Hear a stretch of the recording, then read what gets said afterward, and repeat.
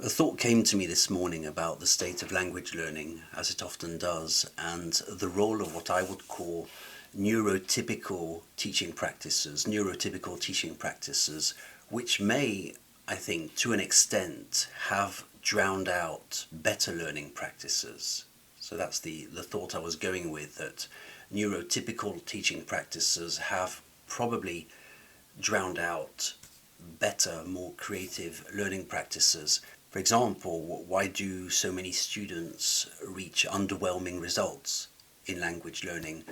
Why do I have this feeling about the general characteristics of the language industry, which are often not positive? Why do I feel this way about the language teaching industry? For example, when I visit the websites of language schools, I'm not inspired. It just doesn't inspire me. I rather find it boring. When I open school textbooks, or just by talking with students and seeing their frame of mind towards language learning, when I talk with them, I see a lack of belief in good results, even before they've started. I see, for example, the staircase-like programs that most schools offer and that propose a sort of vertical representation of languages.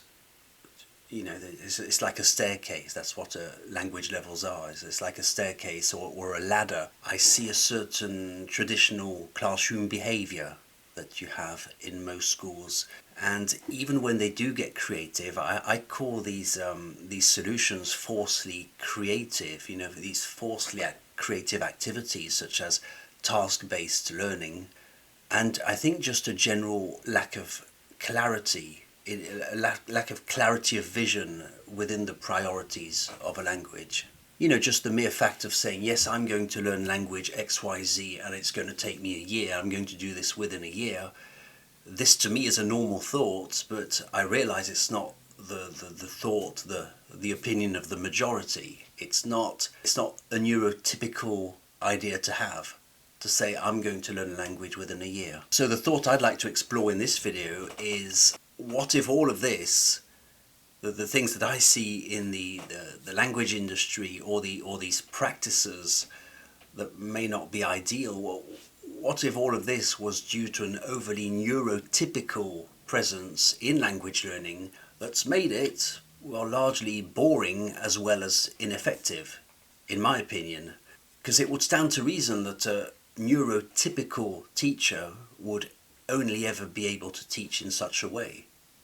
A neurotypical teacher wouldn't be able to think in non-typical ways of teaching. A typical example is, today we're going to learn the top 10 key phrases to learn when ordering food in a restaurant. Today we learn the top 10 French words to order food in the restaurant. So let's go. That to me is so typical. And I think a non-typical person would say, why on earth would anyone ever see value in that? And this is not to make any easy criticisms, because I understand why these language lessons are entertaining, but I find them very ineffective. And it goes deeper than that. For example, why on earth would anyone ever want to learn French, English, Spanish, or anything else with a teacher who was born, raised, and bred in a monolingual country, and all of a sudden offers plurality to language students, without plurality being in their own DNA? Why? Because they were raised and they grew up in a monolingual country. Why does no one see this glaring contradiction? Well, perhaps because of an overwhelming neurotypicalness that prevents people from seeing such things. A neurotypical person or a neurotypical teacher might draw the conclusion, well, that neurotypical monolingual teacher who grew up in France, well, they must really be good at teaching French because they were born in France. Doesn't really matter if they grew up in a monolingual context and that plurality isn't in their DNA. That doesn't really matter. So this type of connection, I feel, is very, well, neurotypical. And a non-typical person might, at least I do, think, well, this makes no sense, does it? How can you teach something you're not? So before I go any further, this post isn't to pitch one against the other and to create a sort of biological divide between teachers. It has been done in history and we don't have very fond memories of it. It's rather a slippery slope here, of course. But it's just to explore the idea. I'm just exploring an idea here. I'm not creating a biological divide between people, because it is of very bad taste. So I think obviously you can be too neuro-untypical on the far side of the spectrum and reach very unfortunate levels of autism, for example, that prevents communication from happening. This is for people who are on the far side of the spectrum. But my question is, what of all these professionals in different fields, not just in teaching, who are just close enough to typical, just in the center, just close enough to typical, but who have verged towards untypical? You see, just close enough to the center, but just on the side. What of all of these? I think that these types of people, these professionals, are undiagnosed simply because of the untypical factor that they have is too small for traditional medical tools to measure it. I think at the moment we call it artistic or creative. You know, if you're just outside of the norm, just on the side, we call such people artistic or creative for lack of better words. But what if there was something more to it? What if there was something deeper behind it? Just a lack of a classification, and this little something that influences these people's perception of the world and allows them to see things in a slightly different angle. My best friend, am I too old to have a best friend? I don't know. My very, very, very best friend, who's the holder of a PhD. I find it relevant to what I'm going to say. So he has a PhD in linguistics, and he also works as a French teacher, often calls me neuro-atypical. He views me as a neuro-atypical person. I've not been diagnosed with ADHD, I'm not autistic. So no formal diagnosis has ever been performed on me, and yet I don't feel neurotypical. I look at things under my own angle. I don't feel attraction to the norm. I find that the norm is boring and it's predictable, especially in language teaching. I'm attracted to music, to photography, to nature, to harmony, to norm-challenging discussions, to aesthetics. I'm attracted to daring thoughts. I like to explore shades of grey. I don't look for hard truths or dogma. I think I have a natural compass inside of me that questions what I see and tells me of ineffective practices. There's always something that tells me. I look at other teachers, because that's my main field. I look at other teachers or textbooks or schools and I say, that doesn't make sense, does it? It doesn't work. So I think I have this compass inside of me. And also just looking at fashion and such things, or trends, and I find myself asking myself, why is it popular with other people? Why don't I feel this attraction to the norm? So how does all of this manifest in language teaching?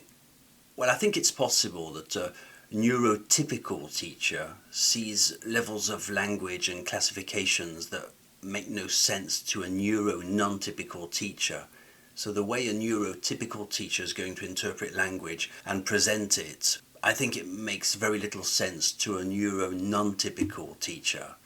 And I mentioned the language levels, but it could also be in lesson plans.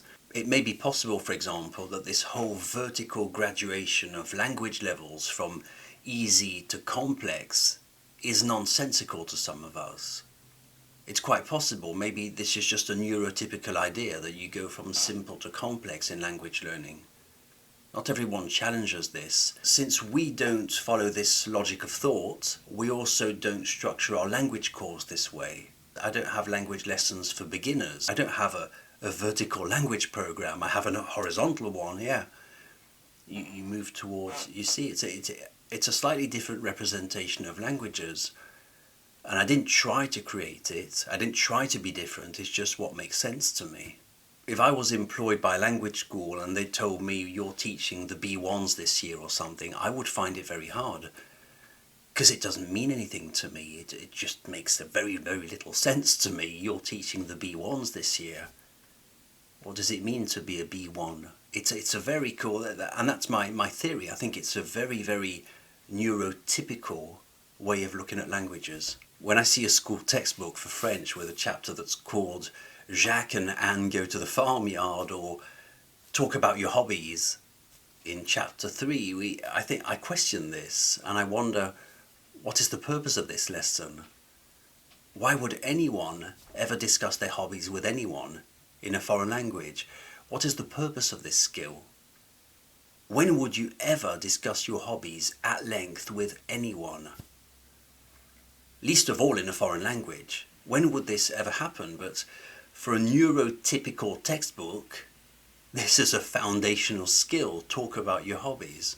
So I'll say again that this video isn't to pitch a sort of biological divide between teachers, but I think it may be worth asking if the forces at play in current day teaching aren't from a sort of trickle-down effect from big business textbooks and the school norm that is drenched in this normality and neurotypicalism, which influences everyone else down to the small independent YouTube teacher.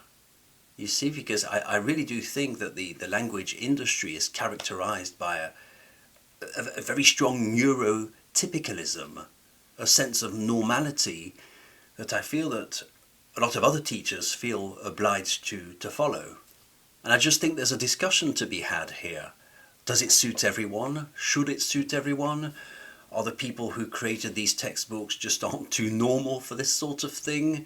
How many typically normal people, neurotypical people are there? Are all these people even interested in these neurotypical textbooks? I just think there's a discussion to be had. Because on the other side of the spectrum, we do have all these neuro-non-typical teachers, that what we call the creative types, or the visionaries, or the groundbreaking teachers, who find themselves trying to convince students that their way of learning might be slow or ineffective, and just too much, I don't know, rooted in neurotypical tradition because of this academic normality that defines current day language teaching. So that was my 2 cents, that was my video on neurotypical versus neuro-untypical. Am I onto something? I don't know. Tell me in the comments. That was my thought of the day. My name's Chris from We Communicate.